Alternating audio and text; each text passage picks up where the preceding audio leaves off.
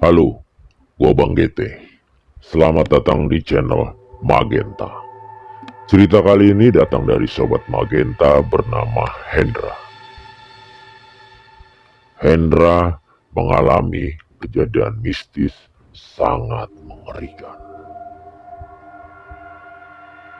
Gara-gara salah menguburkan mayat korban kecelakaan, warga kampung itu dihebohkan dengan peristiwa mistis. Hampir setiap malam, arwah itu mengetuk-ngetuk pintu rumah penduduk. Dia minta dipulangkan. Minta dipulangkan. Peristiwa mistis yang sangat menghebohkan ini terjadi di sebuah desa di wilayah Kabupaten Wangon beberapa waktu yang lalu.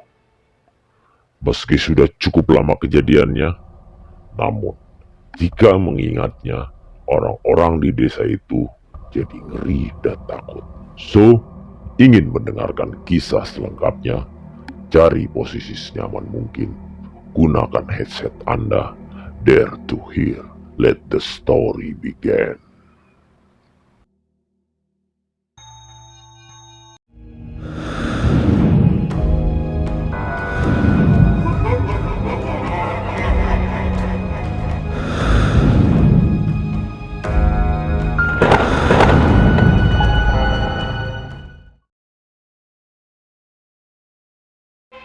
Ketika itu warga desa dimaksud diteror oleh kehadiran arwah gentayangan. Kejadian ini bermula ketika Wage hendak berangkat merantau ke Jakarta. Sebagaimana pemuda-pemuda lainnya di desa itu. Wage ingin mengadu nasib di ibu kota. Hanya dengan berbekal ijazah SMP. Wage berangkat ke Jakarta menggunakan angkutan bis. Sebelum berangkat, kedua orang tuanya memberikan banyak wejangan dan arahan sebagaimana orang tua terhadap anaknya. Hati-hati ya Leh, di kota itu keadaannya tidak sama dengan di desa. Jangan mudah terpedaya dan tertipu oleh bujuk rayu orang. Cari pekerjaan yang halal. Jangan jadi pencuri atau maling. Demikian ujar Murdi, sang orang tua.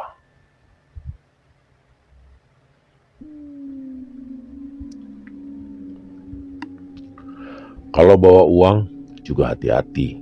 Di kota banyak copet dan jambret. Sambung ibunya.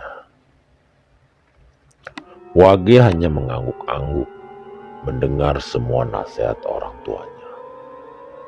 Dia pun akhirnya berangkat. Dilepas oleh kedua orang tuanya. Dengan derayan air mata, maklumlah.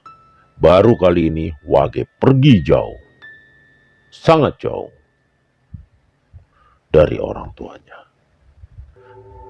Namun begitu, Murdi dan istrinya berusaha tetap tabah.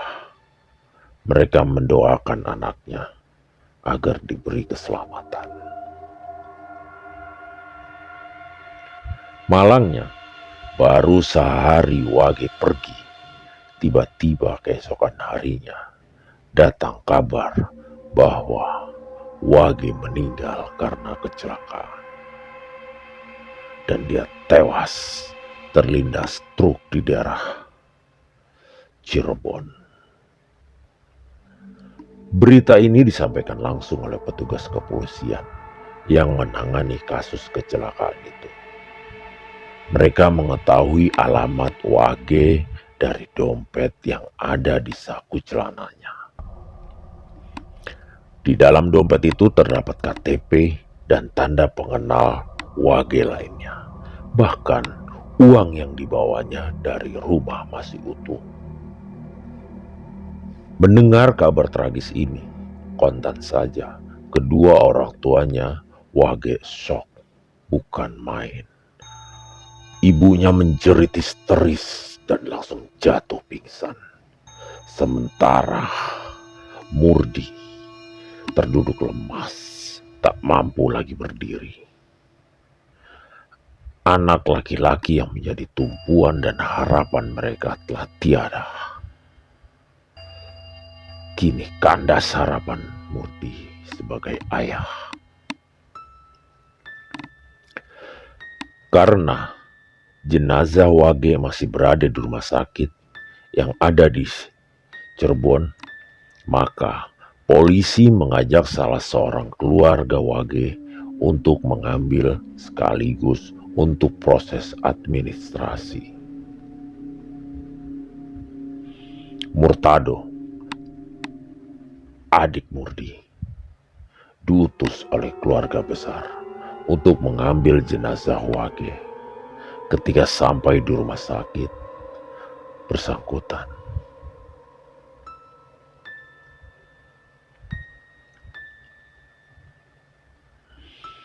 Murtado dibawa ke kamar mayat. Dia diberi kesempatan menengok jenazah Wage yang sudah dimandikan dan ditutupi kain kafan.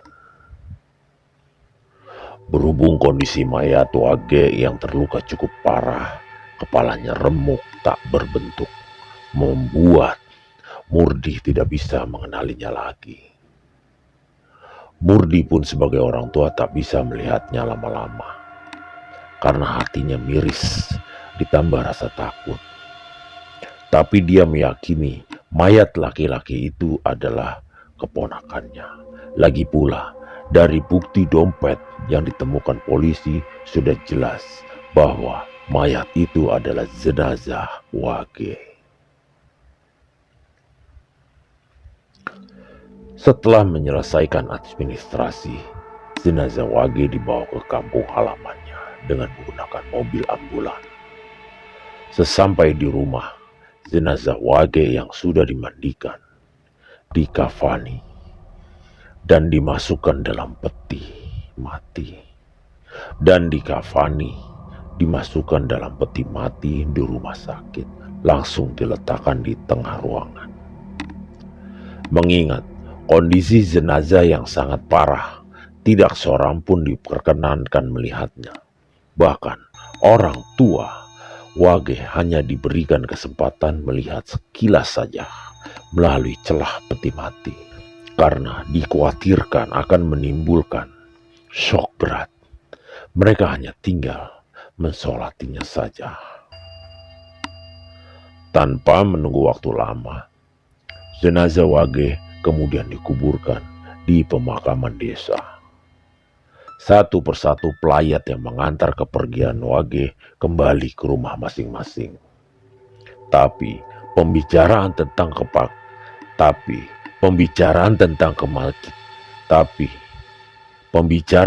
kematian Wage akibat kecelakaan masih berlangsung di tengah warga kampung setempat. Mereka tampaknya masih dibuat kaget dan tak percaya bila Wage begitu cepat pergi meninggalkannya. Mulai malam, sejak kematian Wage hingga malam ke-7, di rumah Murdi diadakan acara tahlilan. Warga kampung banyak yang datang untuk mengikuti tahlilan. Mereka tidak takut dan tidak diliputi perasaan apa-apa, karena bagi mereka sudah hal biasa menghadapi acara kematian, apalagi acara tahlilan. Tapi ketika menginjak malam ketiga, sejak kematian Wage, terjadi sebuah peristiwa yang sangat menghebohkan.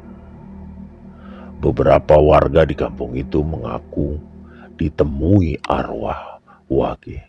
Bahkan Murtado mengalami kejadian yang amat menyeramkan. Dia didatangi arwah keponakannya. Malam itu, setelah usai tahlilan, beberapa warga sudah pada pulang. Orang tuanya lalu menutup pintu dan jendela.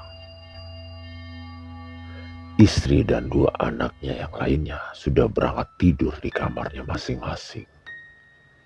Tidak seperti biasanya, perasaan Murdi malam itu tidak enak, sebagaimana perasaan orang tuanya. Dia tidak bisa memejamkan matanya untuk tidur. Dia lalu duduk di ruangan tengah sambil menghisap sebatang rokok lintingan. Tiba-tiba terdengar suara ketukan pintu depan.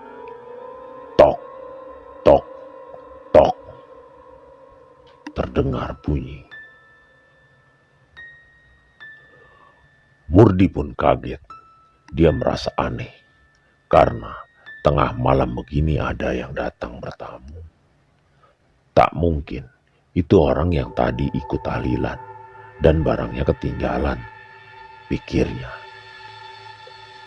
Tanpa menaruh prasangka apa-apa, Murdi lalu beranjak ke depan untuk membukakan pintu. Sebelum membuka pintu, Murdi sempat menanyai orang yang di luar. "Sampean siapa?" "Aku, Pak. Aku mau pulang," jawab satu suara. Murdi mengerutkan alisnya. Dia merasakan ada yang aneh dari nada suara orang di luar. Karena penasaran, dia segera membuka pintu. Betapa kagetnya dia melihat sosok pocong yang hanya memperlihatkan separuh raut wajahnya. Akibatnya, dia tak mampu berkata apa-apa karena lidahnya terasa keluh. Seluruh sendi tulangnya seakan mau copot. Sebelum dia jatuh pingsan, sempat terdengar ucapan, "Pocongan itu, tolong Pak, antarkan aku pulang. Aku tidak mau di sini." Ketika Murdi siuman, dia sudah mendapati dirinya berada di atas pembaringan, dikerubuti istri dan anak-anaknya. Mereka terlihat sangat cemas. Mereka bertanya padanya, apa sebenarnya yang terjadi sampai dirinya pingsan di depan pintu, Pak? "Pak." Murdi enggan menceritakan apa yang telah menimpa dirinya, karena dikhawatirkan istrinya bakal tambah shock bila tahu dirinya semalam didatangi arwah Wage, arwah anaknya. Demi menjaga perasaan keluarganya, Murdi tidak menceritakan hal itu sebenarnya.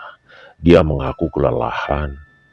"Aku kelelahan, Bu, karena tidak pernah istirahat," gumam Murdi.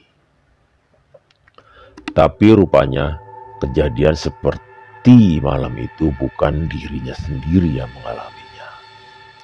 Beberapa warga lainnya yang tinggal di kampung itu juga mengaku telah didatangi arwah Wage.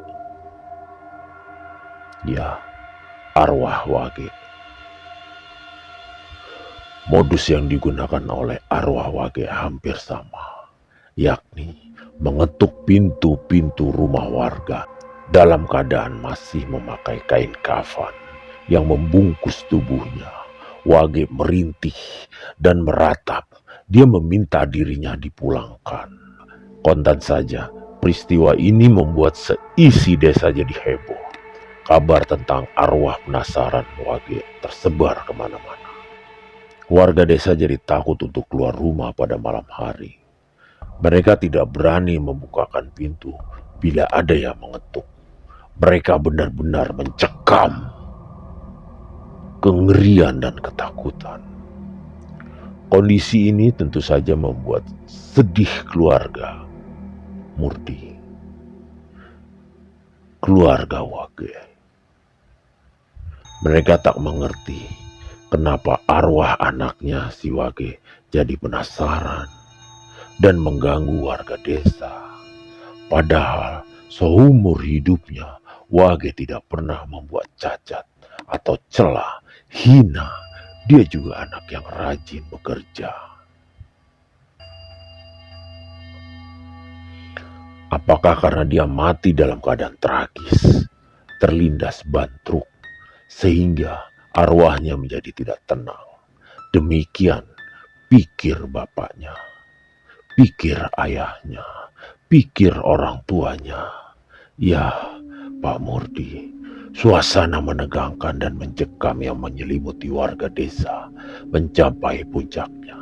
Tatkala pagi yang masih berselimut kabut, Wage muncul di jalan desa. Dia berjalan sambil menenteng tas ransel menuju ke rumahnya. Banyak warga yang tercengang dan lari ketakutan. Mereka bersembunyi di dalam rumah masing-masing. Sikap para tetangga yang tampak ketakutan melihat kehadirannya itu membuat Wage jadi heran. Sesampainya di rumah, Wage juga menghadapi hal yang sama. Orang tua dan saudara-saudaranya tampak ketakutan. Mereka berteriak-teriak meminta pergi. Pergi sana, pergi sana, ayo pergi. Jangan ganggu kami, seru Murdi ketakutan. Loh Pak, Bu, ada apa ini? Ada apa ini sebenarnya? Kenapa semua orang jadi ketakutan melihat saya? Saya ini Wage, Pak. Saya baru datang dari Jakarta, Pak. Tegas anak muda itu. Kamu bukan Wage. Kamu arwah gentayangan. Wage anakku sudah mati, kata ayahnya. Astagfirullah, Pak. Omongan macam apa ini? Saya benar-benar Wage anak Bapak. Coba Bapak perhatikan baik-baik. Aku masih menginjak tanah, Pak. Lagi pula mana ada hantu gentayangan di hari yang sudah terang begini. Karena ucapan Wage begitu meyakinkan, kedua orang tua itu baru sadar orang yang berdiri di hadapan mereka benar-benar Wage. Mereka lalu menghambur, memeluk Wage dan menangis sejadi-jadinya. Mereka senang karena memang Wage ternyata belum mati. Wage merasa bingung dengan kejadian ini. Setelah tangis kedua orang tuanya reda, mereka baru bisa menceritakan apa yang telah terjadi. Wage mendengarkan dengan seksama cerita orang tuanya sambil sesekali tampak terpengarah, tampak mengangguk-angguk. Wah, pantas semua orang takut melihat saya. Rupanya saya dikira sudah mati ya Pak. Padahal semua itu tidak benar. Celetuk Wage agak geli. Kalau begitu, siapa mayat yang pernah kami kuburkan itu? Tanya orang tuanya seperti menggumam. Ya, mungkin ini ada kaitannya dengan kejadian yang saya alami sendiri.